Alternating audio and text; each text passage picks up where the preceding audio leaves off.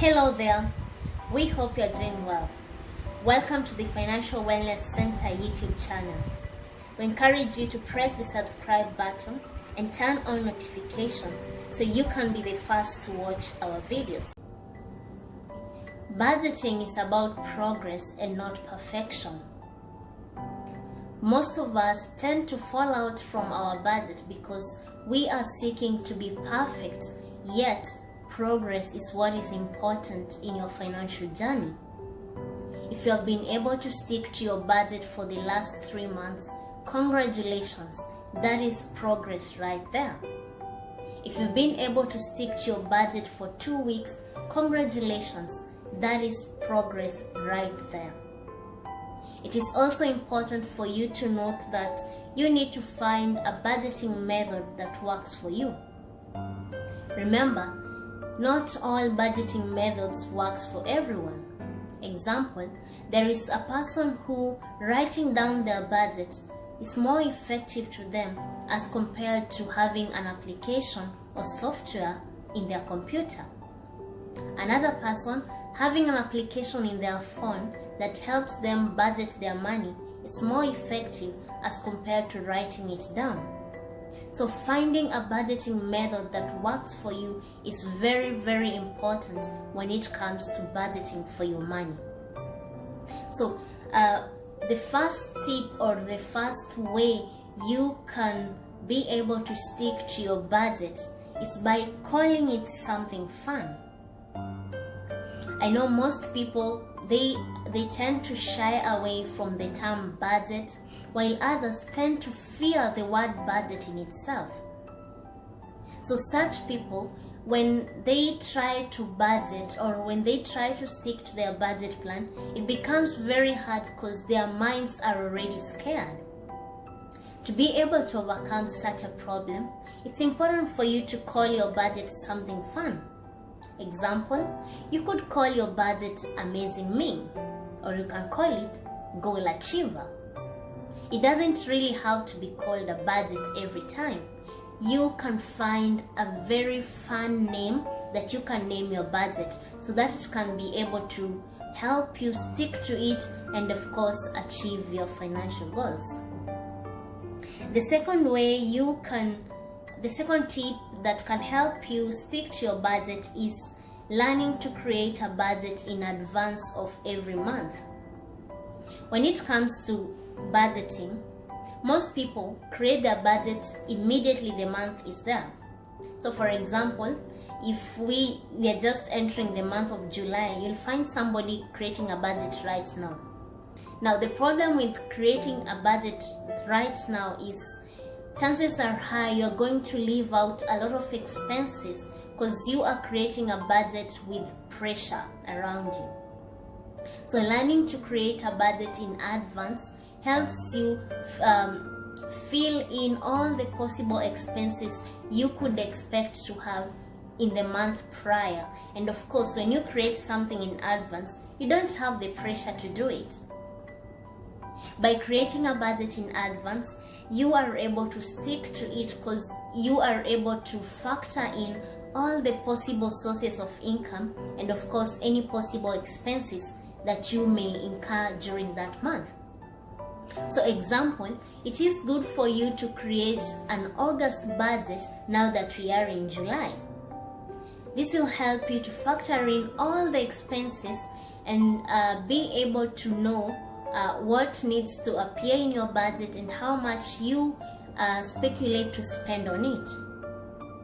That way, you'll not fall out on your August budget when you are in the month of August if something comes up. The third tip that can help you stick to your budget is by learning to factor in an emergency fund and a sinking fund in your budget. Remember, every month will not be the same. There are months that you will get more income, there are other months that your expenses will be extremely high, and there are other months you may not have, you may have emergencies that will require you to use more money than expected. Therefore, ensuring that you have an emergency fund and a sinking fund highlighted in your budget will help you be cautioned against these occurrences. So for example, if your budget has an emergency fund, in the case scenario that we are having a pandemic right now, you are able to still stick to your budget because you have a fund that is able to cater for your expenses for at least 3 to 6 months. On the other hand, when your budget reflects a sinking fund, any predictable emergencies that may come up, you are able to take care of them easily and seamlessly without having to go out of your budget. You may be asking, what is an emergency fund and what is a sinking fund? An emergency fund is a fund that is able to cater for your monthly expenses for at least 3 to 6 months. On the other hand, a sinking fund is a fund that you set aside for predictable emergencies. For example, you could be expecting your car tires to not work in the next 3 months, or you could be expecting to change your car tires in the next 3 months. So what you do, you start contributing some little amount every month to your sinking fund, so that anytime the emergency pops up, you are able to cater for it. So for sinking fund, it's a fund you contribute just to ensure the predictable emergencies you could be having, they are catered for.